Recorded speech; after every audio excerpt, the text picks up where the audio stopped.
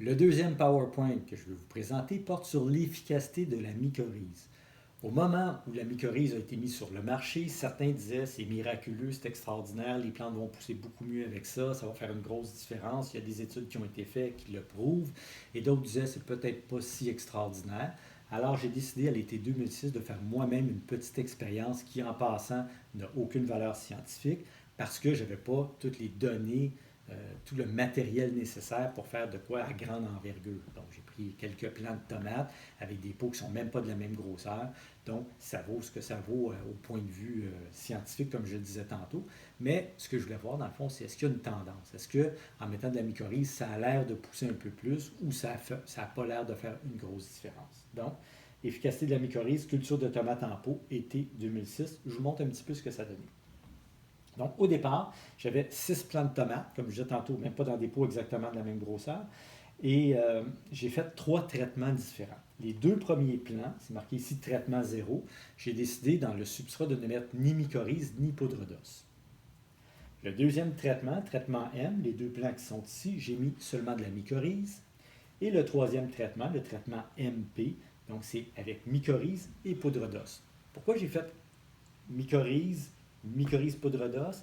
Parce que certains disaient la poudre d'os qui contient beaucoup de phosphore, quand on en ajoute en même temps que la mycorhize ne fonctionne plus. Et d'autres disaient, si on met de la poudre d'os en même temps que la mycorhize va fonctionner encore, en autant qu'on ne mette pas trop de poudre d'os. Donc, je voulais voir, en mettant une quantité raisonnable de poudre d'os, si ça allait avoir de l'impact. Donc, je répète, il y a 3 traitements, ni poudre d'os, ni mycorhize, seulement mycorhize, et les 2 en même temps. On va voir ce que ça donne. J'ai pris des photos à toutes les semaines pour voir l'évolution des plantes. Donc, après une semaine de culture, on ne voit pas grand-chose. Ça pousse à peu près, les plantes sont à peu près tous de la même dimension. Après 2 semaines de culture, je répète, les 2 plants ici, c'est ceux qui n'ont pas de mycorhize. Ici, c'est seulement mycorhize. Ici, c'est mycorhize poudre d'os. Donc, on pourrait séparer ça en deux. Là. Ça, c'est sans mycorhize. Ça, c'est avec mycorhize dans les 2 cas. Après 3 semaines de culture, on commence à voir une différence. Donc, les plants qui n'ont pas eu de mycorhize poussent un petit peu moins vite que ceux qui ont eu de la mycorhize. Après 4 semaines de culture, la différence est encore un petit peu plus frappante. Les plants avec mycorhize poudre d'os ont l'air un petit peu plus haut, mais sont un petit peu moins fournis. Donc, sont à peu près équivalents avec ceux mycorhize seulement, alors que les plants sans mycorhize ont déjà un petit peu de retard de croissance. Après 5 semaines, la différence est encore plus frappante. Donc, si vous regardez les plants sans mycorhize, poussent vraiment moins bien que les 4 autres plants qui en ont reçu. Et on voit que la poudre d'os ne semble pas nuire à la mycorhize, dans le sens où ces plants-là poussent aussi bien que ceux-là. Après 6 semaines de culture, la différence est encore plus marquée. Donc, les plants avec mycorhize poussent beaucoup mieux que les plants qui n'en ont pas. Et la dernière photo, c'est après 7 semaines de culture. Le résultat est quand même assez frappant.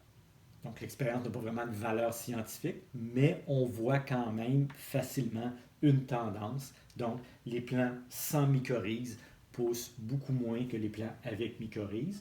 Maintenant, mycorhize versus mycorhize poudre d'os, il n'y a pas de grosse différence. Donc, la poudre d'os ne semble pas nuire à la mycorhize quand elle est appliquée en quantité raisonnable. J'avais dans 2 traitements différents la même variété de tomates. Donc, j'avais un plant de tomates, comparaison entre 2 plants d'une même variété.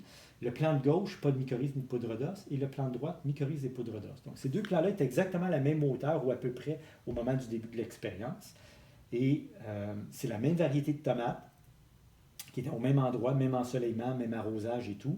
Et on voit vraiment la différence entre un plant qui a été mycorhizé versus un plant qui n'a pas été mycorhizé. Donc, conclusion, ce n'est pas une étude scientifique comme je le disais tantôt, mais on voit quand même une tendance forte, c'est-à-dire que les plants avec mycorhize semblent pousser beaucoup mieux. Donc, si vous vous posiez la question, ça vaut-tu la peine que je mette de la mycorhize quand je plante des vivaces, par exemple? Ben, je pense que cette petite expérience-là montre que oui, ça vaut la peine d'en ajouter pour le peu que ça coûte et pour l'impact que ça va avoir. Et je rappelle, la plante qui est mycorhizée, surtout si c'est une plante vivace ou un arbuste, c'est mycorhizé à vie. Donc la plante va en profiter pendant plusieurs années des quelques sous de mycorhize que vous avez investis. Alors, voilà pour l'expérience. Je vous laisse compléter le questionnaire à la fin et je vous remercie beaucoup de votre attention. À la prochaine, merci.